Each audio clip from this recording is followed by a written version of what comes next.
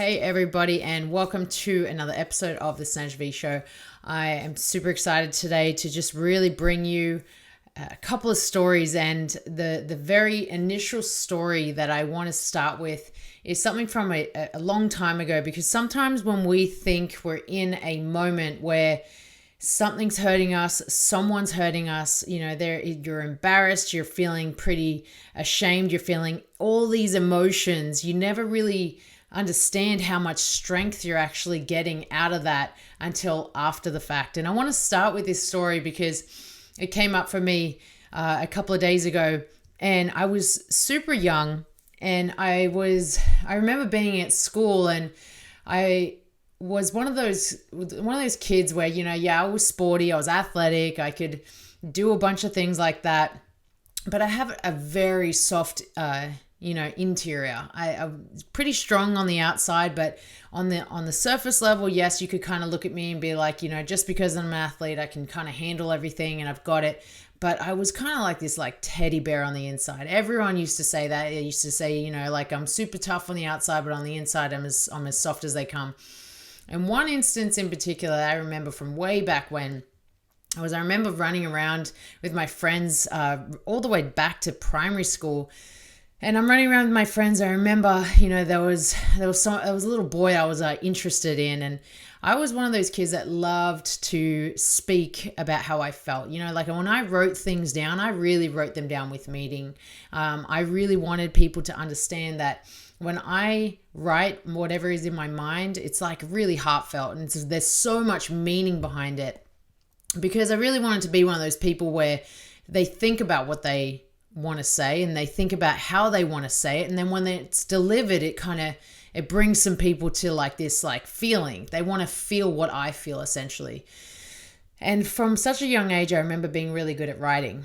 So I used to write poems, I used to write quotes, I used to write letters. And I remember the one kid that I was interested in when I was 8 years old, I remember writing him a love letter because I just really liked him. Who doesn't have that, that first time crush that, essentially crushes you. So I wrote him a love letter, and I remember running around on the playground at school, and we all had to come back into the classroom. And as I'm running back into my classroom, there is a group of kids just standing out the front, and this group is facing one person. And the person that they're facing is one of my friends. And I'm thinking to myself, geez, what am I missing here? And I remember when I walked towards them, and I could literally hear my friend reading out my love letter to this guy. And I was incredibly embarrassed. I could not believe that, I had passed on the letter to him. He had passed it to my friend and said, read it out loud. And I was like, damn it, what is going on here? And I remember going home, and I think I cried for at least a week, because as a young kid, you don't want to feel that. You don't even really understand what that emotion is. What is this emotion of I guess embarrassment or guilt or shame?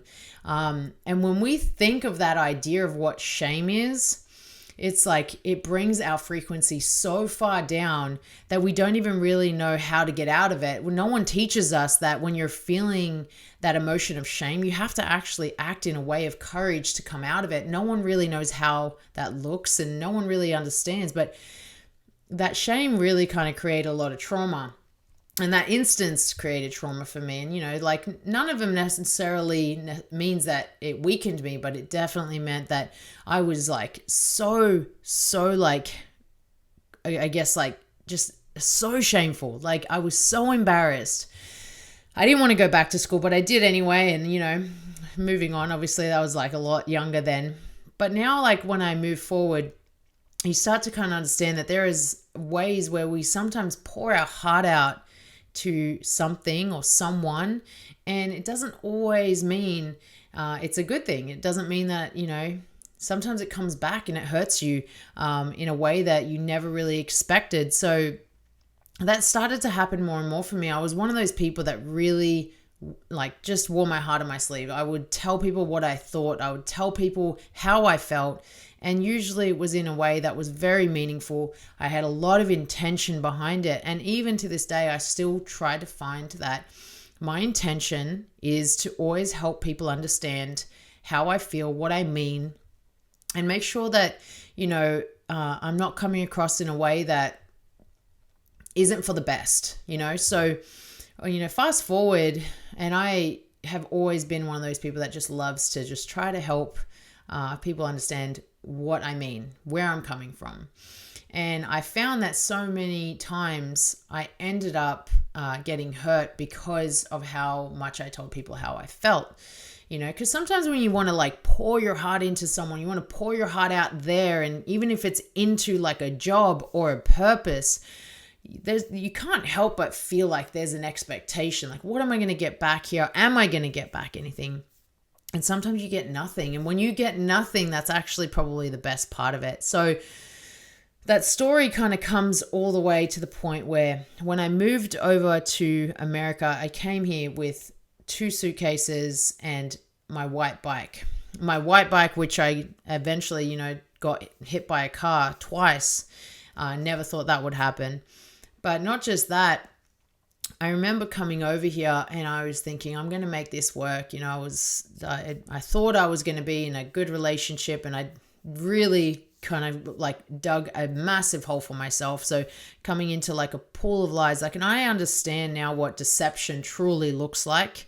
I understand what cheating really feels like. And that really brought me down. And when I found myself in this situation where I had poured so much of myself into the fitness industry, I had poured so much of myself into other people, I couldn't help but find myself in this massive black hole.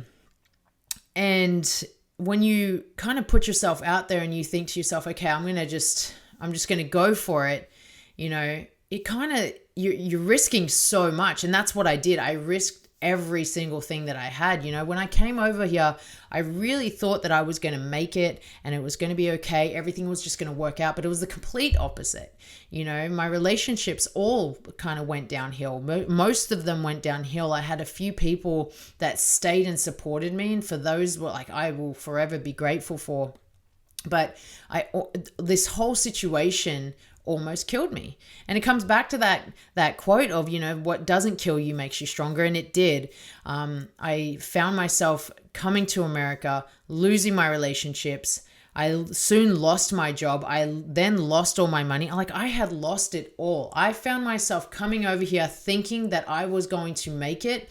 And instead, I got completely broken. And I broke down to a point where, I was depressed, I was suicidal, I was so anxious. My panic attacks were so real for me that I really didn't know how much longer I would be able to maintain what I was doing, where I was at, who I was. And I knew that at that point I had to rebuild myself, because if you don't rebuild yourself out of a dark place, you will stay in that dark place and you will struggle to get out of it. You have to figure out a way to move forward in a direction that's going to serve you, that's going to serve others, that's going to make you stronger. And it's too often that we start to become so down and out from what hurts us. And we forget that, whatever is hurting us doesn't necessarily need to beat us. It just means that we need to challenge ourselves. We need to strengthen ourselves. We need to strengthen our character. We need to strengthen our approach to everything. So when I was in this place, I literally was destroyed in every aspect. I wasn't sleeping. I was definitely not taking care of my body with what I was eating. And, as an ex-pro athlete, that mattered the most, is making sure you're fueling your body right, you're recovering right. And I had lost all of that. I found myself going to my job and I was struggling. I remember when I would go and start coaching and I was shaking the whole time. I just wanted it to be over. And when I was coaching, I would put on this extremely strong face. My strong front was so real for people that no one would ever even imagine what was going on. And that is exactly the people that, you don't realize what's going on a deeper level, because they show up in a way that you would never guess that there is anything even remotely close to what kind of darkness could actually possibly exist within them. So I would show up to what I needed to show up for, and I would just put on the best show that I could. But on the inside, I was just crying. On the inside, I was just like so dark and so broken and struggling, and no one even had any idea. So, it's like you're in a crowded room. You're trying to empower people. You're trying to bring them to confidence. You're trying to strengthen all these people. But on the inside, you're crying, and the inside, you're dying, and no one even knows about it. And that's truly what people that suffer from, this sense of like lack of self-worth, and like they have no belief and they don't feel like anything is worthwhile. Those are the ones that really need it the most, to have the support and the encouragement from everyone around them. Yes, it's a dark place, but you can get out of there. You can get out of any dark place no matter what, because I did. And the way that I got out of it was I poured back into myself. I started to realize that what was more important was what I could do for me. What was more important was that I needed to create a system and a routine and a way for me to get out of there. And so I did. I picked 5 people that I knew I could reach out to at any time that I was truly at a place where I was struggling the most. I picked 5 people and I made a call to one of those 5 people. And out of those 5 people, I knew that one person would answer that phone call. I knew that one person would help me get out of where I was. And after that, I decided to give myself 2 things every single day. And the 2 things that I gave myself was this idea of putting my shoes on. So when I put my shoes on, I knew that I was going somewhere. And if I was going somewhere, I was moving forward in my life because my shoes were on. And when my shoes are on, I know I'm probably going to the gym. I'm probably going out somewhere. I'm probably going to go and do something that's good. So I did that. And just by putting my shoes on, I knew that I was going to do the right thing there. I knew that I was going to help myself, to come into a better place. And so from there, I remembered the second thing. And the second thing was to always make sure I'm grateful for the roof over my head. So the shoes on my feet and the roof over my head was all that I cared about. That was all that mattered to me. I didn't care about the other stuff. I didn't care about how much money I was making, wasn't making. All I wanted to do was make sure that I was moving forward in my life, and I was grateful. So it was okay that I had lost it all. It somehow became this place where I started to become filled with gratitude.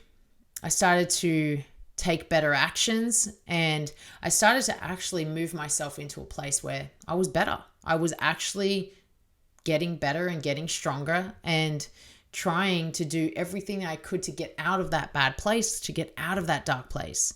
And I knew that if I had not tried so hard, I probably would have stayed there for a lot longer. I have no idea what would have happened to me at this point. So I created this system where I knew that I would do everything I could to get myself out of that place.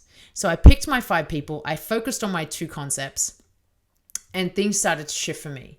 And, the universe will always give back to you what you're pouring into it. So if you're pouring gratitude into it, you're going to get gratitude back. If you're pouring effort and confidence and courage into it, you're going to get it back.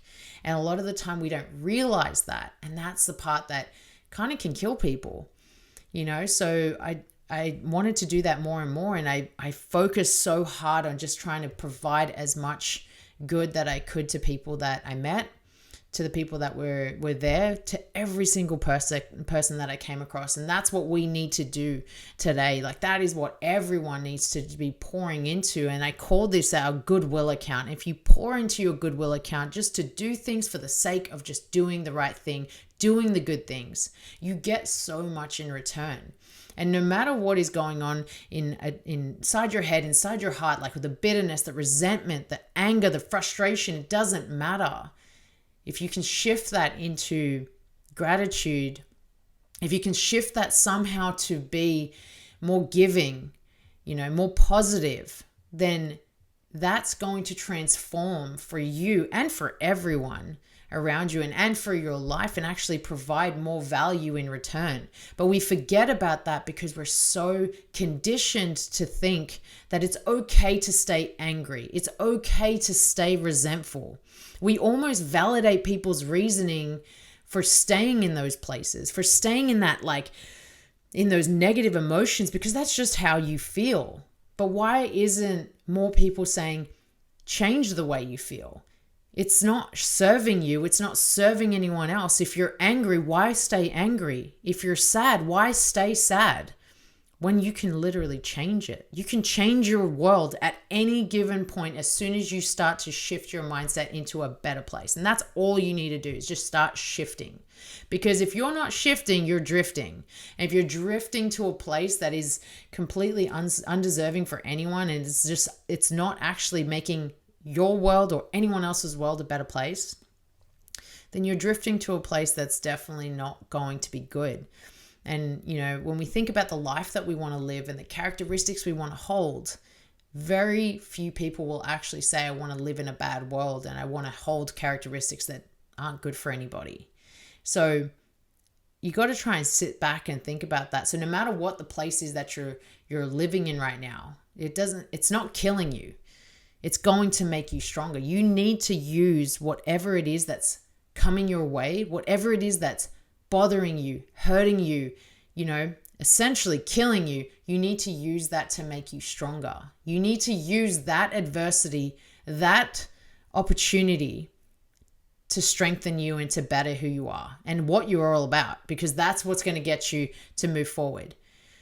So I hope that is helpful for you guys to understand that sometimes whatever is traumatizing us, whatever is dragging us down, or whatever it is that's putting you into a dark place, it's there for a reason to bring you out of it. It's there for an opportunity for you to strengthen your grit, your tenacity. It's literally there for you to create better habits and for you to actually come out of those places and to then go and inspire others to do the same.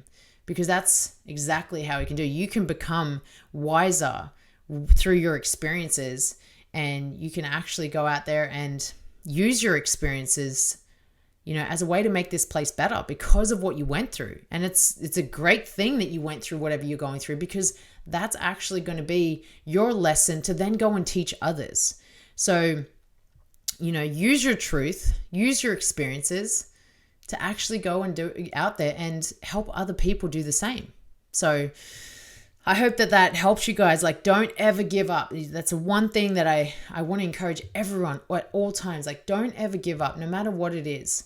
You know, push through it, push through the deep waters, push through the dark places, and then come out of it on the other side. Because when you're out of it, that's when you can look back and go, okay, I see what that was made for. So I hope that's been awesome.